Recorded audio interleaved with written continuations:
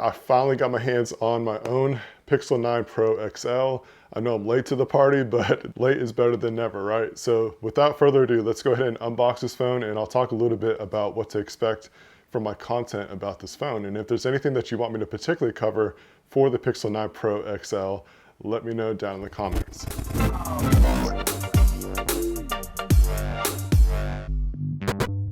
All right, so here we go. We got the Google Pixel Pro XL. There's definitely quite a few names to remember this year with all the, was it 4 different variants basically. I went with the white model. I was really close to getting the pink. I was just back and forth, but I was like, well, my content usually is kind of like the black and white kind of themed kind of things, so I just went with the white and played it safe. I ain't gonna lie, I got a little bit of buyer's remorse. I wish I went with the pink. It's a little different packaging. If you don't care about the packaging, this ain't gonna matter. And something about the packaging too is that they went with an all non-plastic approach, so that way they were trying to be a little bit more eco-friendly. Stiff to get off. All right, we're getting down to it. All right.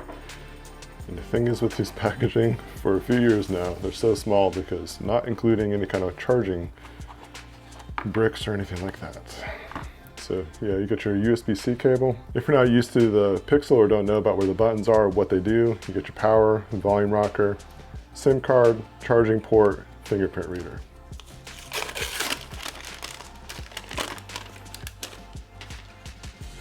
Yeah, and there's not even like a screen protector kind of thing that normally comes with these phones. So I wish that they had the matte kind of finish on the sides as well. I'm not a big fan of glossy stuff because it ends up potentially getting kind of fingerprinty and grimy.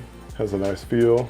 It's definitely pretty thin. Like this feels like it's a much thinner phone what we used to have, except for the camera bump. The camera bump, they are not ashamed of that big old bump.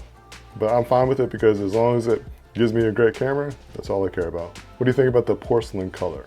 Is there another color that you would have gotten? Which one would you get? All right, let's turn this on for the first time. So it kind of has that Gemini animation to go with it. I don't know about you, but the whole AI Gemini stuff it's got my interest piqued for sure. But I also know there's just a kind of like a learning curve at this point, just to kind of figure out everything that Gemini and AI can do for us. Literally just scratching the surface with it. All right. So pretty much at this point, I got to get my other Pixel, get it synced up with this phone, and then get going. Other kinds of content that I plan on doing with the Pixel 9 Pro XL is a comparison between whenever the new iPhone comes out, just kind of see how the pictures and videos compare against it. I want to do a lot of testing with the Gemini kind of stuff, give people maybe some ideas of how they could use it. And maybe even some content that, you know, if you're an iPhone user, Apple user, ecosystem and all that kind of stuff, how can you get away with using this phone or switching over to it without any kind of missing the other brands? If there's anything that you would like me to cover with the Google Pixel 9 Pro XL, let me know down in the comments. I've seen a lot of great reviews, a lot of good feedback about this phone, and I'm looking forward to experiencing it myself.